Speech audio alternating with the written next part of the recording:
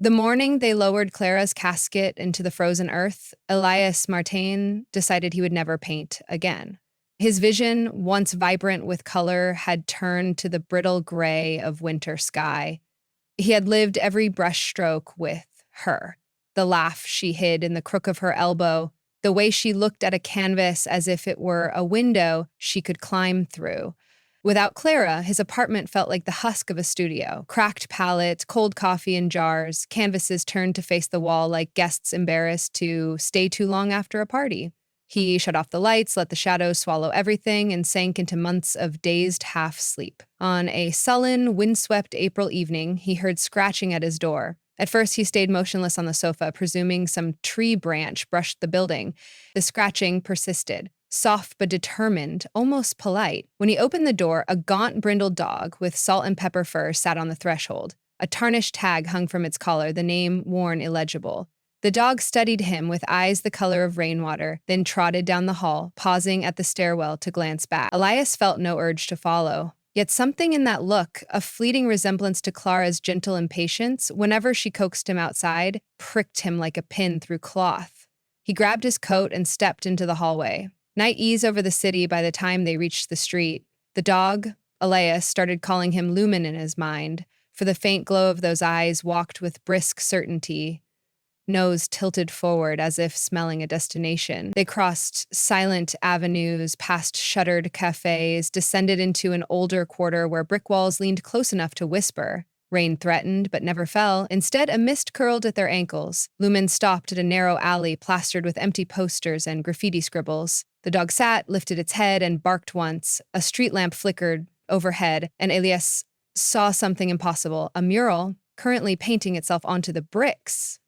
Pigments flowed as though poured by invisible hands. Deep ultramarine first, then a shimmer of gold leaf, then elegant strokes of burnt sienna. In seconds, the alley's drab surface transformed into a vast wing unfurling, a wing made of swirling constellations, its feathers each a bright miniature galaxy. Elias felt color surge in his veins, the dormant painter in him jolting awake, like sleeper gasping for air. He touched the bricks, his fingers came away dry. The image was finished, impeccable, and radiated a hush that felt holy. He turned to Lumen, but the dog had already started back toward the main road. Elias hurried after him, heart hammering not with fear, but with a reckless, unexpected hope. When they reached his building again, Lumen trotted up the stoop and waited until Elias opened the door. Then the dog padded inside, curled at the foot of the couch, and was snoring before Elias had removed his shoes. Elias did not sleep.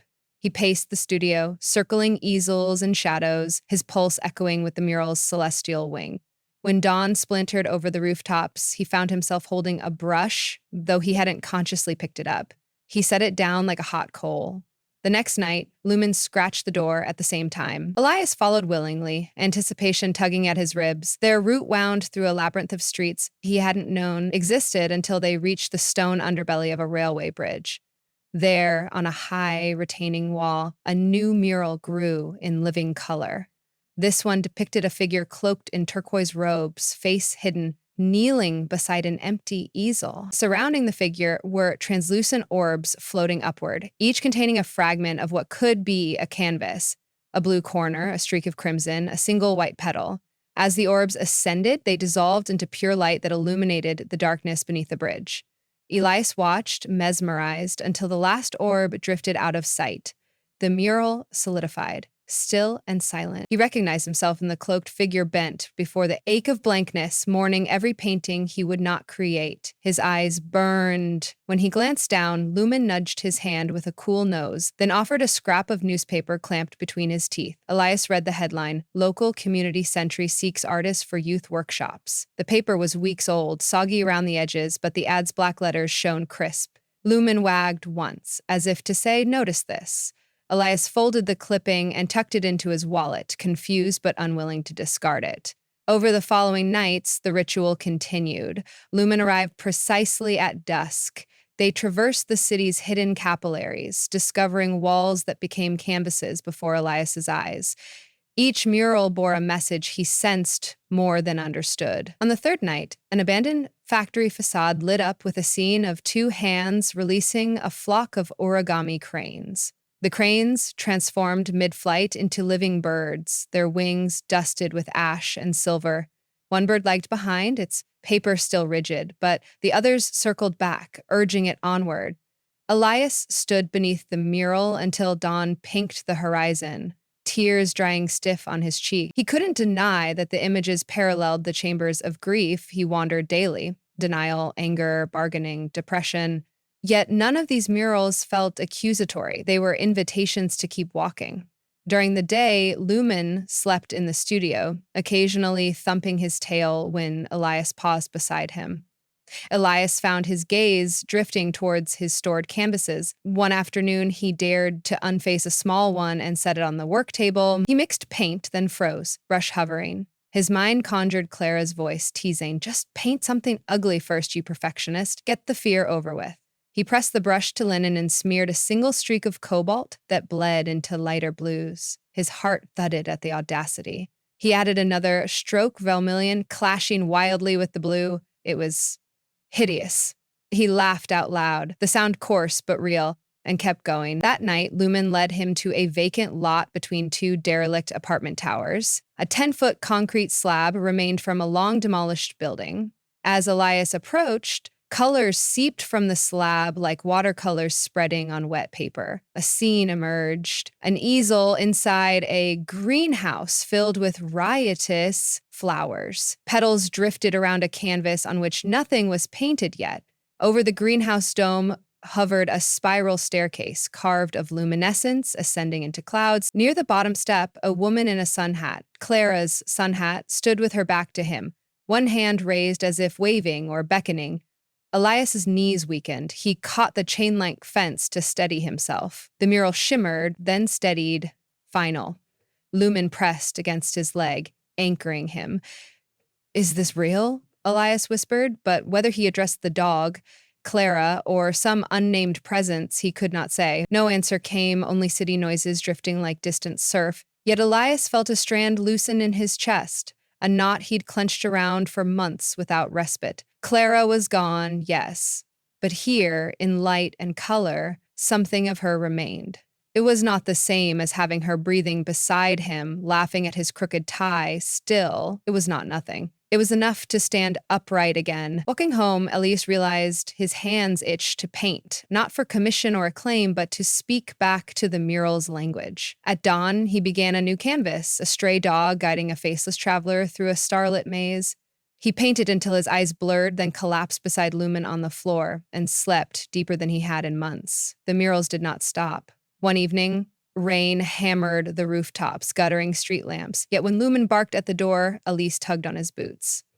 They splashed through streets glazed with water until they reached an underpass, where storm runoff formed temporary canals. On the slab walls, phosphorescent paint unfurled into a scene of storm clouds parting over a lighthouse. Around the lighthouse, dark waves rose, each crest shaped like an open mouth, teeth of foam bared, but in the glass of the lighthouse lantern glowed a quiet amber, steady as a heartbeat. Elias, drenched and shivering, recognized the metaphor before he named it: resilience. He placed a palm on the wet concrete. Where his hand met the mural, the paint glittered, then stilled, as if acknowledging him. Afterward, Elias sat up, nights researching community programs, funding options, obtainable permits. He contacted the address on the youth workshop clipping.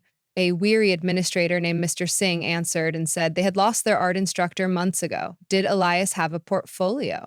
Elias hesitated, then sent photos of the new canvases: night maze, greenhouse, lighthouse, wing. Mr. Singh responded within the hour. "Can you start next week? Bring any supplies you have, we'll cover the rest." The first class terrified Elias more than any blank canvas. 8 teenagers eyed him with skepticism. He tripped over words, knocked over a jar of brushes, and fully expected them to laugh. Instead, a girl with purple braids opened a sketchbook to reveal charcoal studies of hands so delicate they seemed carved from fog. "How do I shade knuckles?" she asked. Her sincerity steadied him. Elias crouched beside her, guiding her pencil from muscle to bone, bone to nail, momentarily forgetting the chasm in his chest. In the weeks that followed, he and Lumen formed a routine. Mornings, studio painting. Afternoons, teaching. Evenings, dog naps. Nights, pilgrimage to witness whatever wall the city or fate or Clara's spirit chose as its next confession. The only constant was transformation. One mural portrayed a bridge of mirrors over a canyon, each mirror reflecting the one before, so the bridge seemed infinite. Another displayed 7 doorways, each with a different season swirling behind it. Elias documented the locations by sketching them into a leather notebook, but when he returned by daylight, the walls had reverted to plain brick or concrete, no trace of paint. Only his notebook entries proved they had ever existed. Gradually, he sensed the murals turning a corner from grief's anatomy to something approaching arrival. Imagery brightened, colors sharpened, shadows remained but served contrast rather than dominance. On a balmy June night, Lumen led him to the river esplanade where joggers and lovers usually thronged.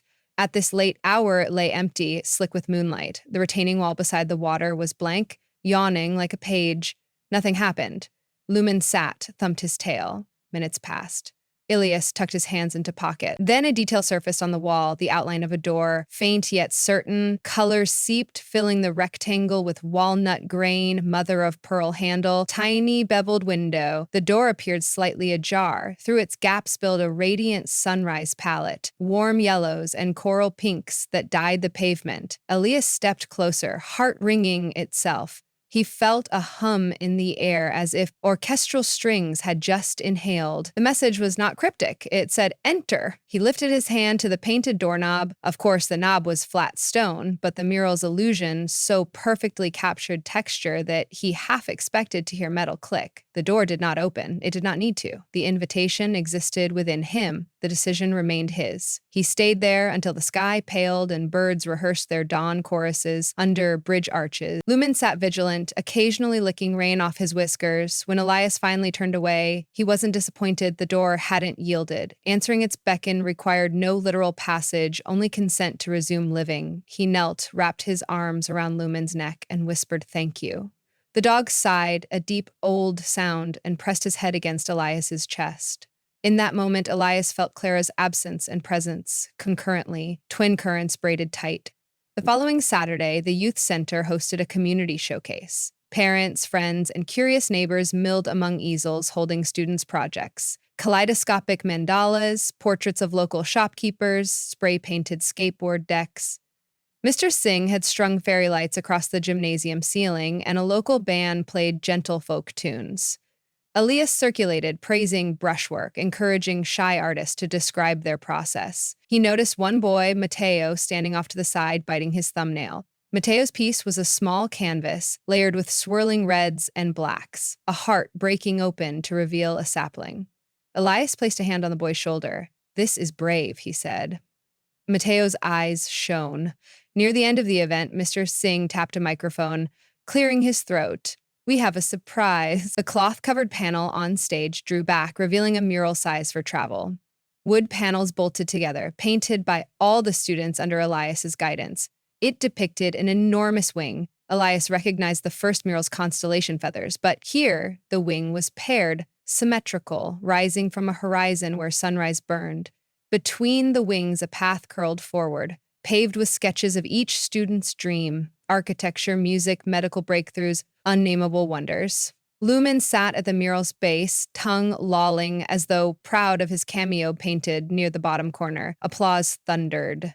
Elias blinked hard, his throat swelling. He hadn't known they would display this. Clara would have clapped loudest, whistling through her teeth the way she'd done at his gallery openings. Something loosened again in him, but this time the release didn't hurt. It widened. That night, Lumen did not scratch the door. Elias waited, lights dim, but the hallway remained silent. He walked the block outside, calling softly. No jingling tag, no rainwater eyes. Anxiety pricked him. Had the dog been a mirage all along?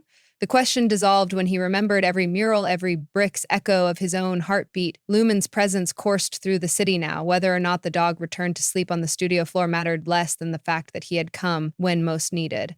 Nevertheless, 2 nights later, Elias heard a familiar scrabble. Relief washed him. But when he opened the door, Lumen was not alone. A young woman cradled the dog's head, examining a cut above his brow. Found him by the canal, she said.